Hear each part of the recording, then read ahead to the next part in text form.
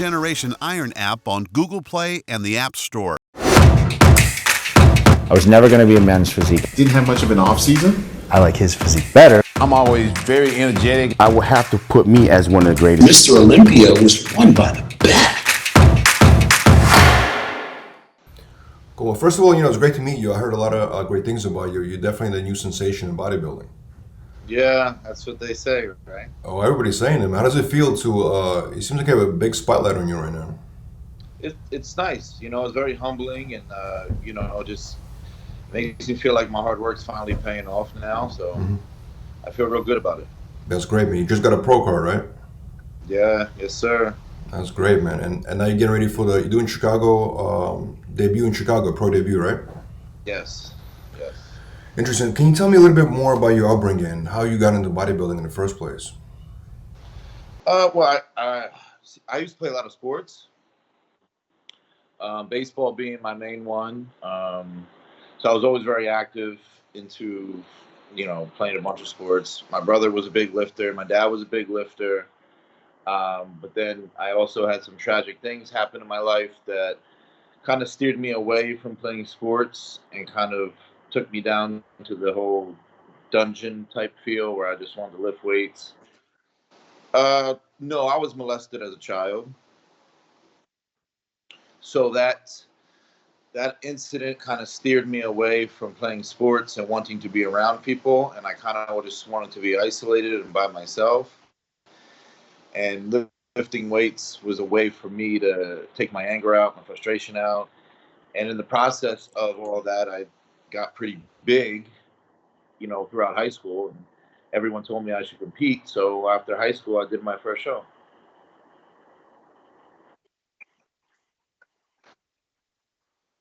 Well, probably not, because when I graduated high school, I was 230 pounds. And I stood on stage at my first show at 159 pounds. So I looked like a regular teenager, really. But then I knew that too many mistakes were made during that prep. So I said, I'm not done. I enjoyed the whole aspect of the prep. I enjoyed being on stage. I enjoyed it all. So I said, I know what I'm capable of. I know my genetic potential. So I'm going to do another one. I'm going to get a coach and do it the right way. And the following year, I came back at 198 pounds, just made the light heavies, and I did the East Coast and the Easterns that year, and I won both the team division and took third in the light heavyweight division at both shows. At what point did you realize that you want to make it this into an actual career? Because it's not a very normal career, It's not a very ordinary path. You know what I'm saying? Right. So I loved it from the start, and I didn't know how I wanted to go about making a career about it, but I knew I had the potential for it. So I wanted to keep going and see what happened. So after I did those shows, I actually did Team Nationals, where I faced Cody Montgomery for his three-peat, which he did beat me, obviously. But a lot of people said it could have gone either way. It was back and forth. It was very close. So I knew going against someone of that caliber, I have some great potential here. And then the following year, I didn't compete in 2015. I took that whole year off. And then 2016, I did the USA's as my first national show as a light heavyweight. And it was pretty competitive. There was over 30 guys, and I took sixth as my first national show. And for me, it was at that particular moment where I was like, I have something here, and I know I can keep getting better, and I know I can get to the top. So fast forward to 2018, where I took second at USA's, where I think I lost by like a couple points. And that right there led me to believe I can turn this into a career. With all the hype I got, all the nice messages I got, all the people reaching out, I said I can do this. And at the time, me and Matt Jansen was my coach, and he's like, you're gonna turn pro, man. You can do it. So I took the whole year off again, and then I decided to do North Americans this year, and I turned pro. That's incredible. How did you pick your coach? Why did you go with Matt specifically? And what kind of advice would you give to bodybuilders when they want to take it to the next level? How do you find the right, person to train you? For me, picking Matt was like a no-brainer. I heard a lot of great things about him, even though there was a lot of bad things spread about him. I went straight to the clients themselves, and I asked, how's Matt as a coach? How's this, how's that? And they all would say the same thing. He's very good. He's very tentative. He checks in on you daily. So, actually after, the whole passing of Dallas, I reached out to him the following year, and I think it was the summer of 18. And I said, I'm interested in working with you. And he took me on. And then, at this point, the rest is history, man. And now we're like family. We're best friends now. Mm-hmm. You mentioned Dallas. Did you know Dallas? I didn't know him personally, but I saw what he was accomplished with Dallas, the type of bond he had with Dallas, and that's something I wanted. With a coach. And just the fact that it's with Matt makes it that much more special, but that was the type of relationship that I wanted, that I could have someone in my corner that believed in me just as much as I believed in myself, and we could just ride to the top together and then stay there. And I just believe that's, at this point, that's where me and Matt are headed. So, What's the dynamic like working with somebody like Matt? Is it basically, you follow him, everything he says? Do you guys kind of like, sometimes have disagreements on certain things? Like, what is a process like working with a coach? We don't have any disagreements. I mean, I follow everything he says to a T, but if I feel, a type of food isn't working for me, or, if I feel like my body's being, too fatigued, I let him know. I give him the utmost feedback, and he applies that. And we change things. He listens to what I have to say. We communicate the best way possible, and we work together as a team. And I think that's the communication for me between him and I are what form a champion. Without communication, it's very hard. And I have no problem telling him how I feel about certain things, and he has no problem telling me about how he feels about certain things. And we just form together, and we do our best to win. Mm-hmm. It's interesting. One of the first pictures I saw of you a few months ago was they did like a split screen, and it was you and Dorian Yates. Yeah. They compared the side. I think it was like a side chest or whatever. But that's like it was a great comparison because it actually reminded me of Dorian Yates. Yeah. Did you see that? Did you happen to see that by any chance? I saw it. Yeah. How'd you feel? I mean, that's a huge honor, man. Dorian is a legend, obviously. Oh, it's very humbling, and it's just a great feeling to be compared to guys of that caliber. Like Dorian Yates is one of my favorite bodybuilders. I watched him growing up, so to be able to be compared to someone like him, it's an unreal feeling. It's really cool. Mm-hmm. So we always wanted to be a men's open competitor, because I know a lot of guys, they do like the physique, classic physique, then they move up to the men's open. Oh yeah, I had no desire to be a classic or men's physique. I wanted to be with the big boys. Yeah, I hear you. Automatically. So all right, so you got a pro card now. Just a few weeks ago. Now you got Chicago Pro coming up. The idea, obviously, going into win, I understand, and then you want to get qualified for the Olympia, right? Absolutely. So if you do qualify for the Olympia, you're gonna do Olympia this year. Absolutely. That's do you feel pressure because everything's happening so fast? There's a spotlight on you, right?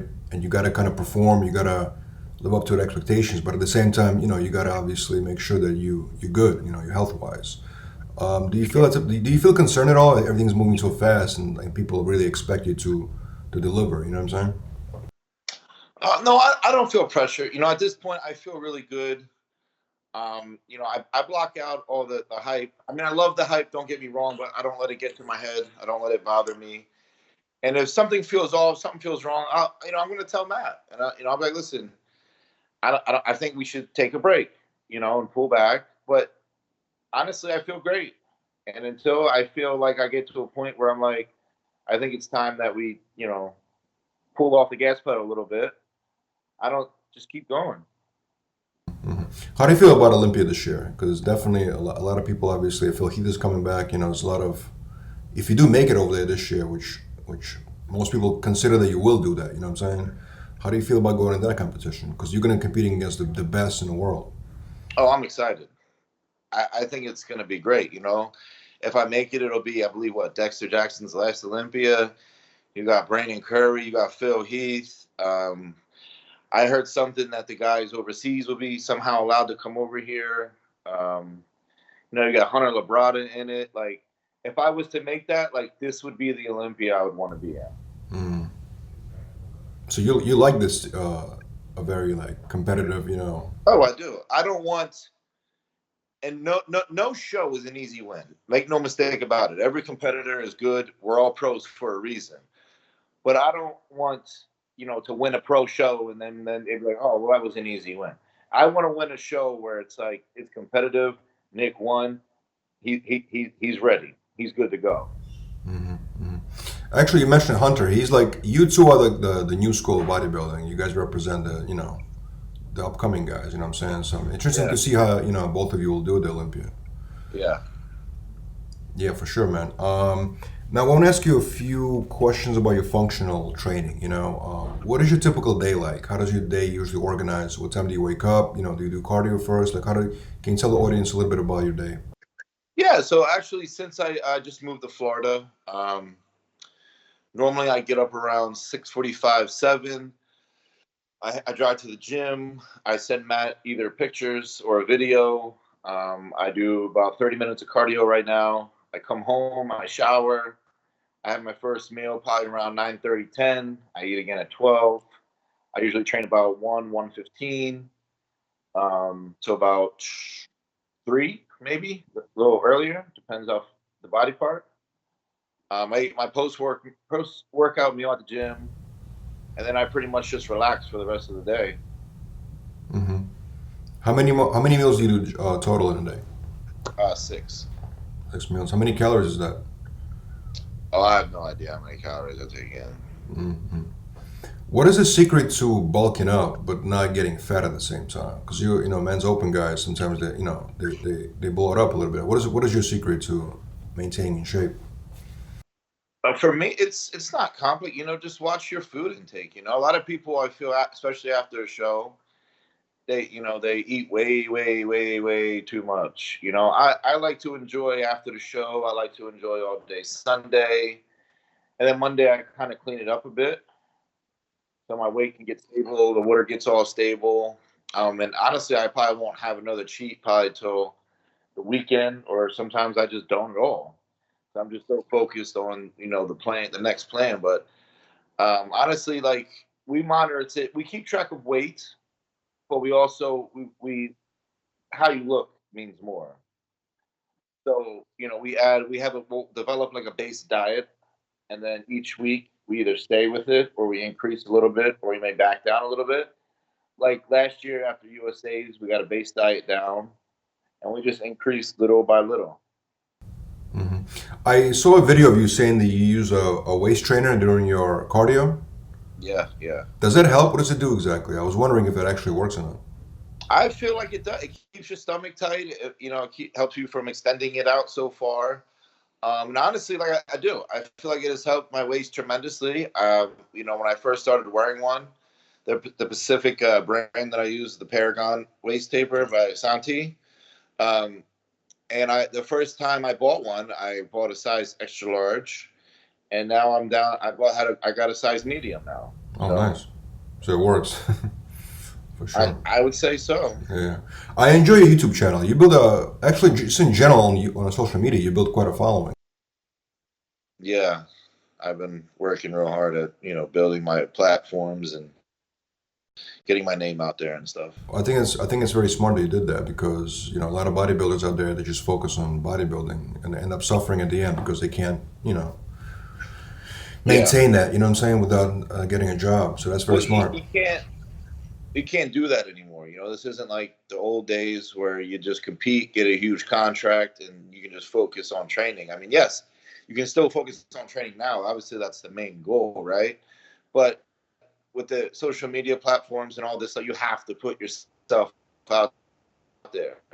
Everyone wants to see your training videos, but they also want to see a different side of you. They want to see your personality. They want to see what Nick Walker is like. Like what helped build my platform originally was lifting all the heavy weights in my videos. That's what drew a lot of attention. And eventually that does get old. So then when I actually started showing who I was and my personality, then that drew more attention. I realized I'm not just some dark, grungy bodybuilder, and I actually have a huge personality, and I'm a funny guy. I noticed that about you. Actually, you do have a fun side to you. And actually, when you talk to your girlfriend, like when she's filming you, when in the videos, that's actually really fun to watch. Like it's not boring. It's actually, you know what I'm saying? Like you watch your training video, but at the same time, you get in some entertainment at the same time. Yeah, and that's what I like. You know, I can easily flip the switch. You know, in between sets, I can have fun, and then as soon as I'm about to get in the set, I can just zone right out, and that's it. That's great, man. Is it difficult to be in a relationship and still be, getting ready for the competition? Because I noticed in your interview after you won the pro card, you addressed that. Actually, you said that somehow you made it work this time. We did make it work, but unfortunately now I am single. Oh shit! I'm sorry. I did not know. No, it's okay. Man. No, I didn't really talk about it too much. But no, she was great. I won't lie. She truly was great. She knew when to help me. She knew when to leave me alone. She helped me whenever I needed it. She gave me the space when I needed the space. But I think the whole moving to Florida for me and a lot of lack of communication and us kind of going in different directions a little bit kind of steered us away. It wasn't like a bad breakup. It was very mutual. It was very, nice. We ended things on good terms. So, but I wish her nothing but the best, and I hope she succeeds in everything she does. Man, sorry to hear that, but it's crazy. I was just watching the video of you and her, like, doing, one of your training videos. Just was watching it like yesterday. It's crazy. Yeah. Man. So why did you move to Florida? Is it for bodybuilding reasons? Are you trainers over there or something? Yeah. So basically, I wanted to move to Florida originally in March. Like that was my game plan. So it was funny after I won North Americans. I think it was pretty much that Monday. Yeah, Monday.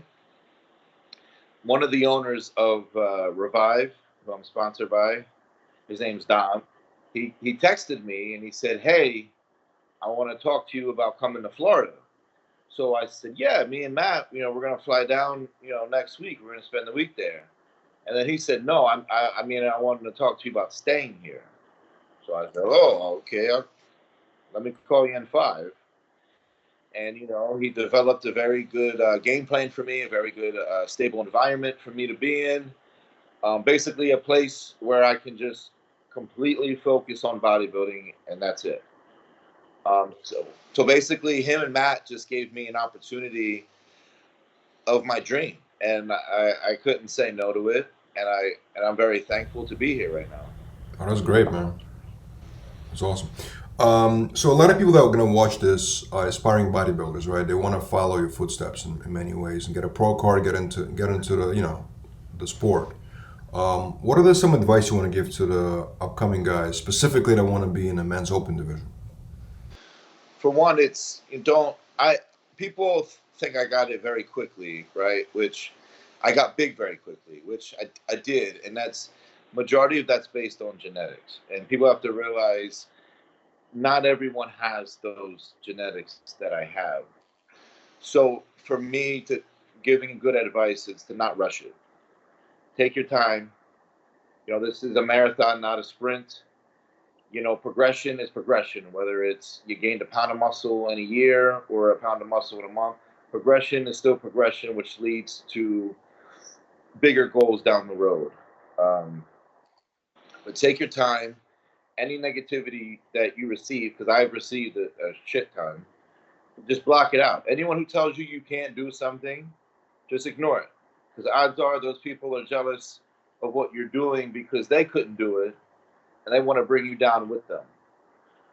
So just block out all the noise, keep focused on your goals at hand, and make small goals that lead up to bigger goals. Mm-hmm. Do you feel comfortable, you mentioned negativity, do you feel comfortable like sharing progress pictures on Instagram or other social media? No, I don't have a problem. Because I'm seeing like, sometimes people might make comments to throw you off or something like that. You know what I'm saying? Yeah. No, I like when I first got all like the negativity stuff. It did bother me, obviously, because I just wasn't used to it. You know, I never really got that. And some things are really bad, like even till now. But I'm at a point where it's like I'm living my life now. I'm achieving my goals. I'm doing what I need to do. And the people that make, you know, the negative comments over social media with no pictures, no followings, whatever you want to call them, like, what do they? What asset do they have on my life? You know, like I don't. Sure. It is what it is. Sure. How do you feel about, generally speaking, about a lot of the old school guys criticizing the new era of men's open bodybuilding? I don't know if you heard specific comments, but they're saying, in generally speaking, the quality of men's open went down from the 90s and 2000s, early 2000s. Have you heard about that, and how do you feel about that? I have. I don't think it has. I just think certain things are different. You know, the way they capture photos now are a little different. You know, because I believe in the off season, you know, the old guys back in the 90s, they got as big as we did. You know, they had the extended guts. They had all that, you know. I mean, I'll use, not hope he doesn't get offended, but I'll use Lee Priest as an example. Like he got huge in his off season. You know, he had a huge gut, but no one really cared. No one, you know, and then on stage she looked really good. But now you have the people that snap the shots of people slipping, you know. You never saw that back in the day. So for me, I think that plays a role. But as far as the 90s looking better than the people now, I don't think so. Interesting. But I do agree with you on that, actually. Back then, it was only pro quality pictures, you know, by professional photographers from the stage only. You never saw like just behind the scenes image, somebody in the gym, or you know what I'm saying? Like, you never saw that. Yeah. You're right about 100% right about that. Yeah, for Exactly. sure. So So any last words before your competition? Any strategy you bring into the stage in Chicago? What can people expect from you? I'll probably, we've been working on my presentation a lot better. We're probably going to come in even more conditioned. We're going to come in even more fuller. So, you know, we're bringing something even better to the Chicago stage than we did North American. So at the end of the day, my competition better be working because I'm coming to win. Nice. Nick, it was great to meet you, man. I was looking forward to that interview. I want to wish you the best. And definitely you're one of the guys to, you know, to watch. I feel like you're going to have a very great career, man. Thank you. I appreciate it. Absolutely, man. Thank you so much for your time. And hopefully we'll talk soon, man. Absolutely. Absolutely. Thank you so much, bro. I appreciate it. See you. Take care.